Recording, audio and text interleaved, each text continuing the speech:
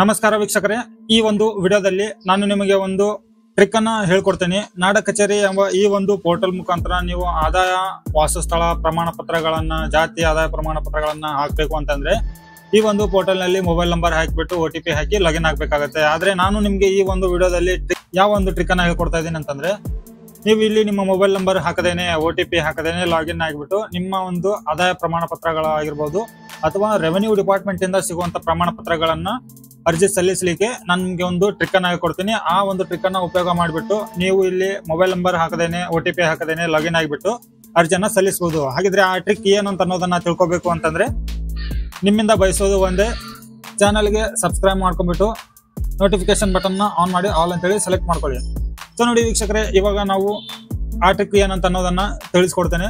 ಅದ್ ನೀವು ಇಲ್ಲಿ ಕೂಡ ಒಂದು ಕಂಡೀಷನ್ ಇರುತ್ತೆ. ಏನು ಅಂತ ಅನ್ನೋದಾಯ್ತಂದ್ರೆ, ನೀವು ಇಲ್ಲಿ ಮೊಬೈಲ್ ನಂಬರ್ ಅನ್ನ ಹಾಕ್ಬಿಟ್ಟು OTP ಅನ್ನ ಹಾಕ್ಬಿಟ್ಟು ಲಾಗಿನ್ ಆಗ್ಬೇಕಾಗತ್ತೆ. ಇದು ಪ್ರತಿ ಸತಿ ಹಾಕ್ಬೇಕಾಗತ್ತೆ. ಒಂದ್ ವೇಳೆ ಅರ್ಜಿಯನ್ನ ಸಲ್ಲಿಸಿ ಎಲ್ಲ ಕಂಪ್ಲೀಟ್ ಆದ ನಂತರ ಪೇಮೆಂಟ್ ಮಾಡುವಾಗ ಒಂದ್ ವೇಳೆ ಫೇಲ್ ಅಂತೇಳಿ ಬಂತಂದ್ರೆ ಪೇಮೆಂಟ್, ಅವಾಗ ಕೂಡ ನೀವು ಮೊಬೈಲ್ ನಂಬರ್ ಹಾಕ್ಬಿಟ್ಟು OTP ಹಾಕಿ ಮತ್ತೆ ರೀಲಾಗಿನ್ ಆಗಿ ಪೇಮೆಂಟ್ ಸಕ್ಸಸ್ಫುಲಿ ಮಾಡ್ಬೇಕಾಗತ್ತೆ. ಇಲ್ಲಿ ಯಾವ ತರ ಒಂದು ಕಂಡೀಷನ್ ಇದೆಯೋ ಲಾಗಿನ್ ಆಗ್ಬೇಕು ಅಂತಂದ್ರೆ, ಆ ಒಂದು ಟ್ರಿಕ್ ಅಲ್ಲೂ ಕೂಡ ಒಂದು ಕಂಡೀಷನ್ ಇದೆ. ಏನ್ ಕಂಡೀಷನ್ ಅಂತಂದ್ರೆ, ನೀವು ಇದೇ ಒಂದು ಪೋರ್ಟಲ್ ಇಂದ ಅರ್ಜಿಯನ್ನ ಸಲ್ಲಿಸಬೇಕಾಗತ್ತೆ. ಅದು 100% ಕನ್ಫರ್ಮ್. ಆದ್ರೆ ನೀವು ಈ ಒಂದು ಪೋರ್ಟಲ್ಗೆ ರಿಜಿಸ್ಟರ್ ಮಾಡ್ಕೋಬೇಕಾಗತ್ತೆ ಮೊದಲು. ಇಲ್ಲಿ ಕೂಡ ನಿಮ್ಗೆ ಒಂದು ಸರ್ವಿಸ್ ಸಿಗುತ್ತೆ. ಇಲ್ಲಿ ಕೂಡ ನಾಡ ಕಚೇರಿಯ ಸರ್ವಿಸ್ ಸಿಗುತ್ತೆ. ಈ ಒಂದು ಪೋರ್ಟಲ್ಗೆ ನೀವು ಈ ಒಂದು ಪೋರ್ಟಲ್ ನಲ್ಲಿ ರಿಜಿಸ್ಟರ್ ಮಾಡ್ಕೊಂಡಾಗ ಇಲ್ಲಿಂದ ನೀವು ಎಷ್ಟು ಸತಿ ಬೇಕಾದ್ರೂ ನೀವು ಅರ್ಜಿಯನ್ನ ಸಲ್ಲಿಸಬಹುದು. ಹಾಗಿದ್ರೆ ಇಲ್ಲಿ ಯಾವ ತರ ನೀವು ರಿಜಿಸ್ಟರ್ ಮಾಡ್ಕೊಳ್ಳೋದು ಅಂತ ಹೇಳಿ ನಿಮ್ಗೆ ಗೊತ್ತಿಲ್ಲ ಅಂತಂದ್ರೆ, ಇಲ್ಲಿ ನೋಡಿ ಕ್ರಿಯೇಟ್ ಅಕೌಂಟ್ ಅಂತ ಇದೆ, ಇದ್ರ ಮೇಲೆ ಕ್ಲಿಕ್ ಮಾಡ್ಕೊಳ್ಳಿ.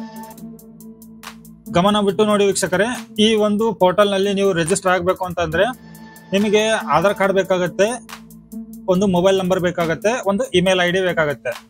ಇಷ್ಟು ಡೀಟೇಲ್ ಅನ್ನ ನೀವು ಈ ಒಂದು ಫಾರ್ಮ್ ಅಲ್ಲಿ ಫಿಲ್ಅಪ್ ಮಾಡ್ಬೇಕಾಗತ್ತೆ. ಆಧಾರ್ ಕಾರ್ಡ್ ದಲ್ಲಿ ಏನ್ ಡೀಟೇಲ್ ಇದೆಯೋ ಅದನ್ನ ನೀವು ಇಲ್ಲಿ ಫಿಲ್ಅಪ್ ಮಾಡ್ಬೇಕಾಗತ್ತೆ. ಇಲ್ಲಿ ನಿಮ್ಮ ಒಂದು ಫಸ್ಟ್ ನೇಮ್ ಅನ್ನ ಹಾಕಿ, ಇಲ್ಲಿ ಲಾಸ್ಟ್ ನೇಮ್ ಹಾಕಿ, ಇಮೇಲ್ ID ಅನ್ನ ಹಾಕಿ, ನೀವು ಈ ಒಂದು ಪೋರ್ಟಲ್ಗೆ ಯೂಸರ್ ನೇಮ್ ಪಾಸ್ವರ್ಡ್ ಅನ್ನ ಕ್ರಿಯೇಟ್ ಮಾಡ್ಕೋಬೇಕಾಗತ್ತೆ. ಇಲ್ಲಿ ನಿಮ್ಗೆ ಏನ್ ಬೇಕೋ ಆ ಯೂಸರ್ ನೇಮ್ ಅನ್ನ ಕ್ರಿಯೇಟ್ ಮಾಡ್ಕೊಳ್ಳಿ.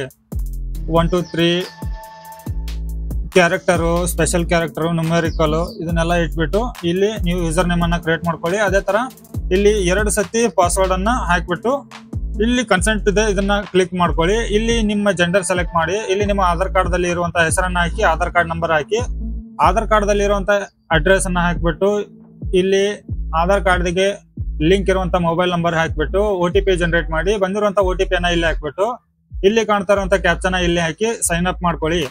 ಇದಿಷ್ಟು ಸಿಂಪಲ್ ಪ್ರೊಸೆಸ್. ಇದರ ನಂತರ ನೀವು ಈ ಒಂದು ಪೋರ್ಟಲ್ಗೆ ಲಾಗಿನ್ ಆಗ್ಬೇಕಂತಂದ್ರೆ ಯೂಸರ್ ನೇಮ್ ಪಾಸ್ವರ್ಡ್ ನಿಮ್ಗೆ ಗೊತ್ತೇ ಇರುತ್ತೆ, ಅದನ್ನ ಹಾಕಿಬಿಟ್ಟು ಲಾಗಿನ್ ಮಾಡ್ಕೊಳ್ಳಿ.